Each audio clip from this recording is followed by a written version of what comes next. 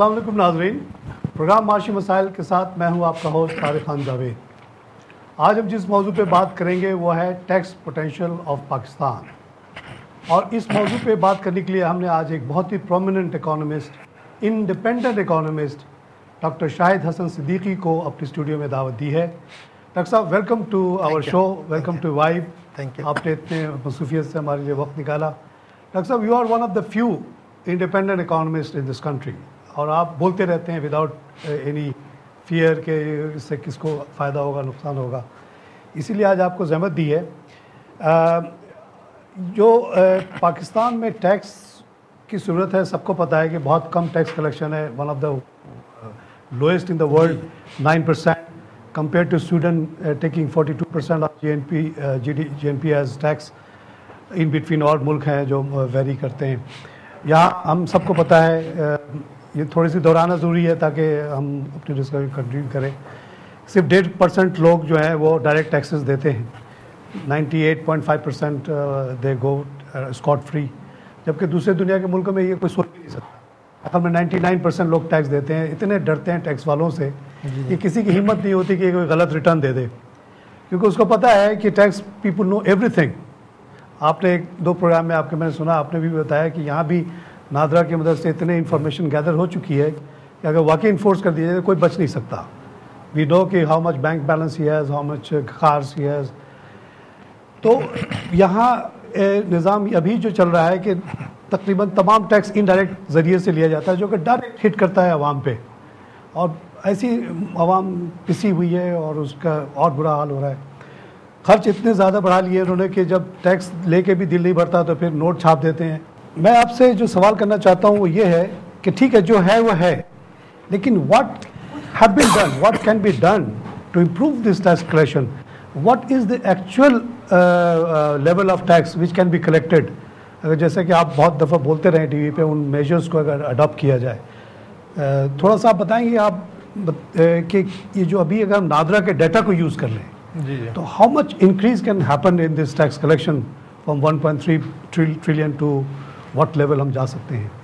देखिए, टैक्सेशन के मौजू पे जो बड़े बड़े मसाइल हैं उनका अहाता तो आपने ख़ुद इस मुख्तसर गुफ्तगू में कर दिया, और आइडेंटिफाई सारी चीज़ें हो चुकी हैं। अब हम उनको एक्सपेंड ही कर सकते हैं, कोई नई चीज़ तो नहीं आएगी। बुनियादी चीज़ ये है कि हमारी जो पाकिस्तान में मईशत तरक्की नहीं कर रही या जो ग्रोथ हो रही है उसका आवाम को फ़ायदा नहीं पहुंच रहा। मुल्क में गुर्बत है, बेरोज़गारी है, कर्ज़ों का बोझ बढ़ रहा है।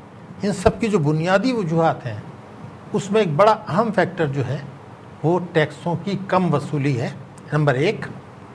और दूसरा ये कि टैक्स, जैसे आपने खुद ही फरमाया कि 1.5% लोग इनकम टैक्स देते हैं, तो उसमें से भी मेजोरिटी वो है जो फिक्स सैलरी की तनख्वाहदार। हाँ, वो बैंक के नौकर जो भी मतलब नौकर तनख्वाहें दे दी, बेचारे वो सोर्स पे कट गया, वो कुछ कर नहीं सकते। लेकिन बड़े बड़े जो कॉरपोरेट इदारे हैं और बड़े प्रोफेशनल्स हैं, बड़े बड़े डॉक्टर्स हैं, आर्किटेक्ट्स हैं, सर्विसेज सेक्टर आपका है, इंडस्ट्रियल सेक्टर है जिस पर टैक्सों का बहुत बोझ है, वो बहुत ज़्यादा टैक्स दे रहे हैं। वो जो आवाम को पास ऑन कर देते हैं इनकम टैक्स नहीं दे रहे। तो ये एक दफ़ा तो ये चीज़ तय हो जानी चाहिए, हुकूमत की सतह पर एडमिट हो जाना चाहिए कि अगर ये टैक्स और GDP का तनासुब मुख्तसर तरीन अरसे में आवाम पर टैक्सों का मज़ीद बोझ डाले बग़ैर नहीं बढ़ता तो मईशत की तरक्की और गुर्बत का ख़ात्मा, ये सियासी नारा तो हो सकता है जी, लेकिन ये नहीं हो सकता कि आपकी मईशत तरक्की कर जाए या आम आदमी के हालात सही हो जाए। ये तो यानी आप समझते कानून है। बिल्कुल। वो अब आपने बहुत सारे अहम नुकात उठाए हैं, उनमें से चंद का मैं कोशिश करता हूँ। देखिए, पहली चीज़ ये कि आपने जैसे कहा कि ख़ित्ते में या दुनिया में हमारी टैक्स और GDP रेशियो का तनासुब बहुत कम है, one of the lowest in the world, ठीक है।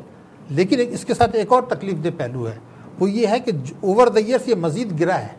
अच्छा, यानी इसका ओवर द ईयर्स गिरता रहा है, और इस हुकूमत के दौर में मज़ीद गिर गया, हालांकि उनका नारा यही था कि जी हम हालात बेहतर करेंगे। और अब मैं आपको ले जाऊँ 95-96 में, उस वक्त पाकिस्तान का टैक्स और GDP का तनासुब था 14.4%। अच्छा, आप स्टेट बैंक की रिपोर्ट निकालिए, आप देखते रहते हैं, मैं आपके प्रोग्राम सुनता हूँ, उसमें आप जिक्र करते हैं। इकोनॉमिक सर्वे निकालिए 14.4%, आज जो है वो 9% के करीब आ गया। تو کیا ابھی 10 11 12 کی باتیں ہو رہی ہیں اگلے 4-5 سال میں بہت نہیں، یہ 93 میں بھی ہوتی تھیں. اچھا یہ اصل میں ایک سیاسی نعرہ ہے. جیسے پچھلے وزیر خزانہ تھے، انہوں نے کہا جی ہم بڑھائیں گے اور گرا کے چلے گئے. اب یہ آئے ہیں، یہ بھی نعرہ لگا رہے ہیں. یہ ہمیشہ وعدہ کرتے 3 سے 5 سال جب حکومت بدل چکی ہوتی. ہاں، کوئی 3 ارادہ سال کے بعد ارادہ کوئی نہیں ہے. کوئی نہیں رہتا. تو بنیادی چیز جو اصل میں نقطہ آپ نے اٹھایا تھا اسی کو میں ایکسپلین کر رہا ہوں کہ ایک تو یہ کہ جو ورثے میں ملا تھا اس سے گرا دیا، خطے میں سب سے کم، اور عوام پر ٹیکسوں کا بوجھ بڑھا رہے ہیں. جب آپ جی ایس ٹی لگاتے ہیں، ویٹ لگاتے ہیں، اس یا امپورٹ پر لگاتے ہیں، ان چیزیں لگاتے ہیں، یہ عوام کو پاس آن ہو جاتی ہیں. اصل چیز ہے ڈائریکٹ ٹیکس، آپ نے خود کہا. جی تو اگر ڈائریکٹ ٹیکس کا تناسب تو نہیں بڑھ رہا، انڈائریکٹ کا بڑھ رہا ہے. ایک یہ چیز ہو گئی. دوسرا یہ کہ ٹیکس ان لوگوں سے لیا جاتا ہے جو دینے کی صلاحیت نہیں رکھتے بالکل. اور جو دے سکتے ہیں اور دینا چاہیے ان کو ہم ایگزمپشن دے دیتے ہیں یا ٹیکس چوری کی اجازت دے دیتے ہیں. یہ میں آپ ہی کے نکات کو کر رہا ہوں. پہلی دوسری چیز یہ. تیسرا یہ کہ ایک موٹی موٹی چیز آپ دیکھ لیں تو پہلے میں آپ کو یہ بتاؤں کہ میرے حساب سے اگلے سال اگر معیشت کو ترقی کرنی ہے پائیدار، اور حکومت کو اگر کہیں رٹ داخل کرنی ہے، اپنی انفورس کرنی ہے، آج کل رٹ کی بہت بات ہوتی ہے، وزیرستان میں رٹ کریں گے. میں کہتا ہوں آپ کچھ بھی مت کریں، آپ ٹیکس کی چوری پر رٹ کر دیں. اگلے سال آپ کی پوٹینشیلٹیز ملک میں جو اگر حکومت چاہے تو 2500 ارب روپیہ لے سکتی ہے. 13 سے 25. دیکھیے 13 کوئی چیز نہیں ہے. اچھا دیکھیے آپ نے جو خود ایک گفتگو میں کچھ پوائنٹ اٹھائے، میں تو اسی کو کہہ رہا ہوں. بے نظیر کے زمانے میں 95-96 میں 14.4% تھا. اچھا اس کے بعد سے آپ نے جی ایس ٹی کتنا عوام پہ ڈال دیا. تو میں تو یہی کہہ رہا ہوں کہ آپ کچھ مت کریں، جو آپ پہلے کر چکے ہیں وہ کر لیجئے. تو اگر 14.4% اگلے سال آپ ہدف رکھیں تو 2500 ارب روپے کا آپ کو حاصل ہوگا. ہم یہ رکھ رہے ہیں 16 سے 1700 ارب. میں نے جو پڑھا ڈاکٹر صاحب وہ تو 11 کی بات کر رہے ہیں، 12 کی بات. نہیں وہ tax G D P ratio ہے، میں اماؤنٹ بتا رہا ہوں. اماؤنٹ کی بات کر رہے دیکھیے ابھی آپ نے جیسے ابھی آپ نے خود ہی 1.3 1300 کہا تھا، 1300 ٹریلین کی ابھی کوشش سال ہو گیا نا. جی اب آپ کیا مسئلہ کیا ہوتا ہے میں آپ کو بتاؤں. مثال کے طور پر 12% انفلیشن بڑھا تو 12% تو ویسے ہی بڑھ جائے گا. ایسے ہی بڑھ گیا. ٹھیک ہے نا. اچھا اس کو بتا کے یہ کہہ رہے ہیں کہ جو بڑھ دیکھیے بڑے اصل میں اب بھی کہہ رہا ہوں کہ آپ نے سارے نکات اٹھا دیے ہیں، اب اس میں مزید انہی کو ایکسپلین کرنا ہے. 1300 کا فرض کیجیے 1400 روپے کا آپ نے ہدف حاصل کیا مثال کے طور پر، تو آپ کا 10% انفلیشن ہے، 12%، 4% آپ نے گروتھ کیا، 15% تو بڑھے گا نا. تو 1400 کا 15% بن جاتا ہے 200 ارب روپے. صحیح. تو 1400 سے 1600 تو خود ہی ہو گیا نا. خود ہی ہو گیا اس میں تو آپ نے کچھ نہیں کرنا. تو اس لیے میں تو 1600 تو ہے ہی. اب آپ وی اے ٹی لگانا چاہتے ہیں تو اس سے 150 ارب روپے کا آیا. ڈاکٹر صاحب تھوڑا وی اے ٹی کا بتائیے، لوگ بڑے پریشان ہیں اس کے. ابھی جو جی ایس ٹی آلریڈی ہے اور اس میں اور وی اے ٹی میں کیا فرق ہوگا؟ نہیں، پہلی تو یہ کہ جی ایس ٹی ختم ہو جائے گا. اچھا جی ایس ٹی ایگزسٹ کی نہیں جگہ کرے پہ گا، وی اے ٹی آ جائے گا، اس کی جگہ آئے گا. اچھا. اور دیکھیے جی ایس ٹی بڑا جو ہمارا 15% تک جی ایس ٹی ہے، جس میں پیٹرول پر بھی جی ایس ٹی ہے، بجلی پر بھی ہے، گیس پر بھی ہے. یہ جو آپ کے ملک میں مہنگائی اور غربت ہمارے ملک میں ہے، اس کی ایک بڑی وجہ جو ہے یہ جنرل سیلز ٹیکس کی اونچی شرح ہے. اچھا. اور یہ دیکھیے سر چارجز جو ہوتے ہیں ان کو آپ سر چارج، اس کو اردو میں کیا کہیں گے، ظالمانہ ٹیکس.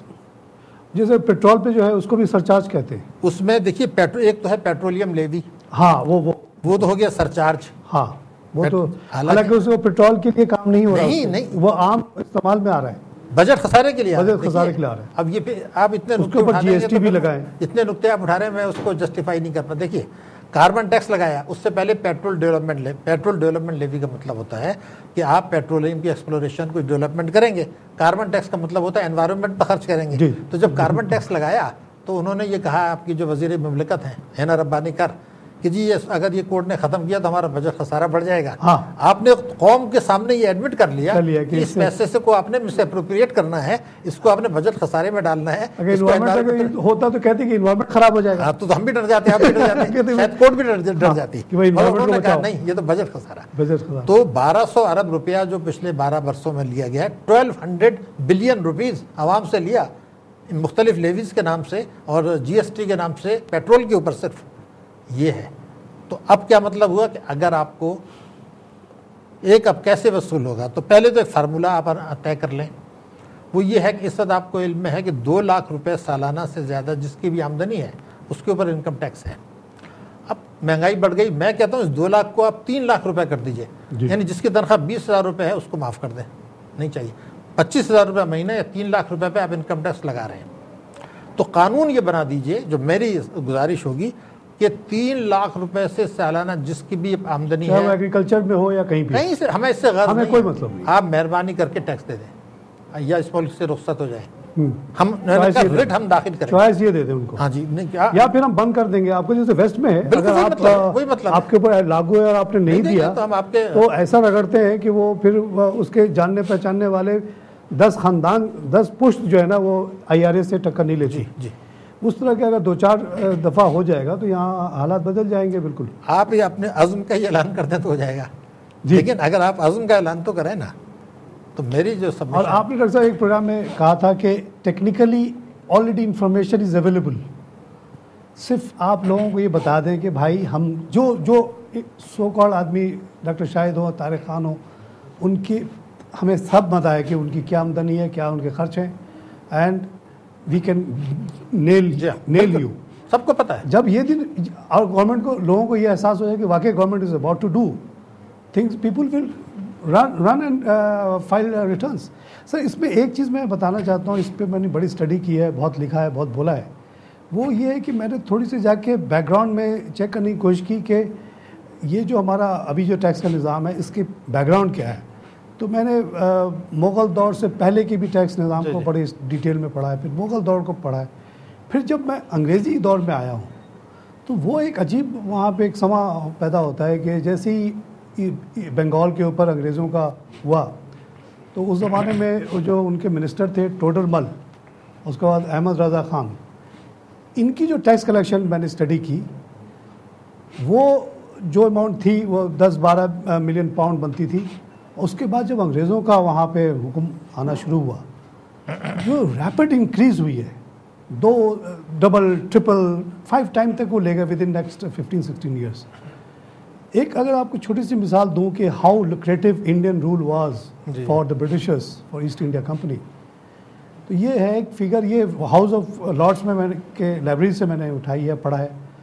وہ یہ ہے کہ ایک کمپنی جس کی کیپٹل 70,000 پاؤنڈ تھی، asset India company, G first 6 years of rule in Bengal, they made 3.6 million pounds as income. جی وہ ایسے تھا کہ میر جعفر نے $5 لاکھ پاؤنڈ دے دیے، اس کو ہٹا کے دوسرے کو لائے تو اس نے 5 لاکھ دے دیے، یہ کرتے کرتے 3.6 ملین پاؤنڈ تو گورنمنٹ ان کے آفیشیل ریونیو میں آیا۔ آڈٹ سسٹم کی بات میں اب ذرا بتانے لگا ہوں۔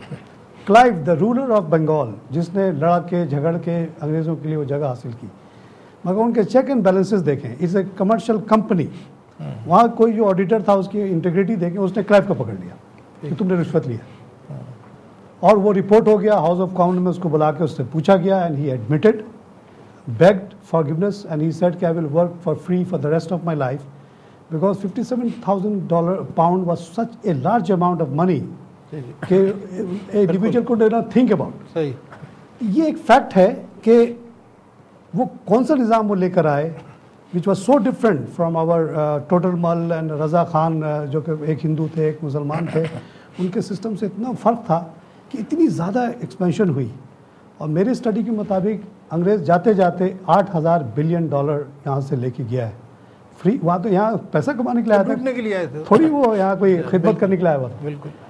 جیسی یہ حکومت گئی انگریزوں کی، ٹک ٹک ٹک جو نا ہمارا شیئر جو ٹیکس کلیکشن گر گیا، اور اس بیسس پہ آپ ایزیلی کہہ سکتے ہیں کہ پھر سے 20% پہ آ گیا 100 سے۔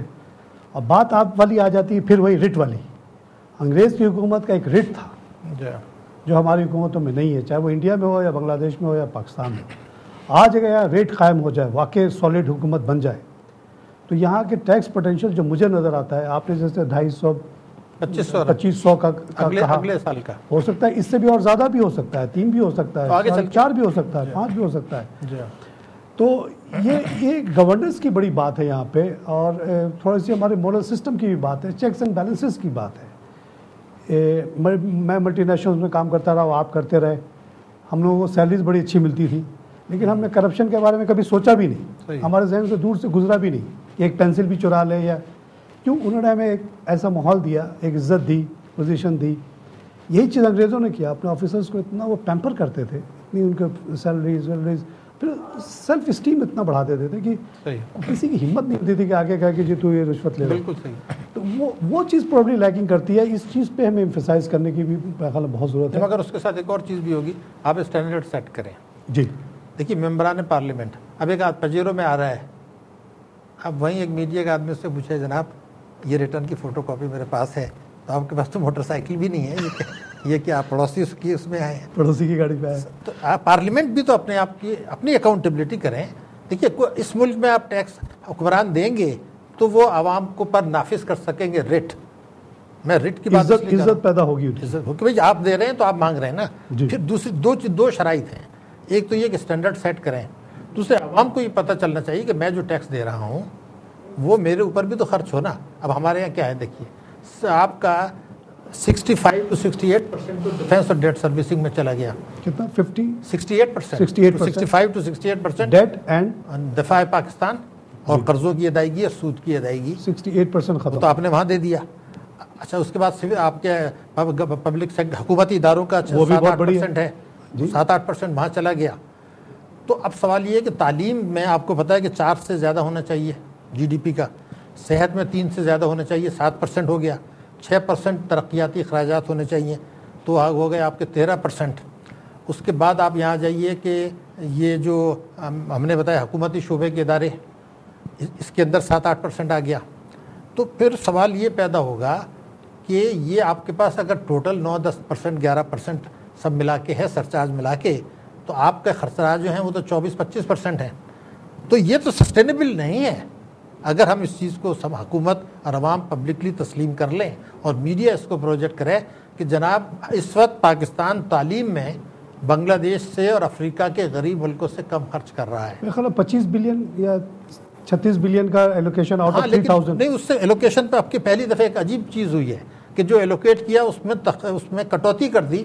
اس سال پچھلے سال ہمارا ایجوکیشن میں 1.1%, جو اس سے پہلے 2 ہوا کرتا تھا, اور ہندوستان میں 4% ہے.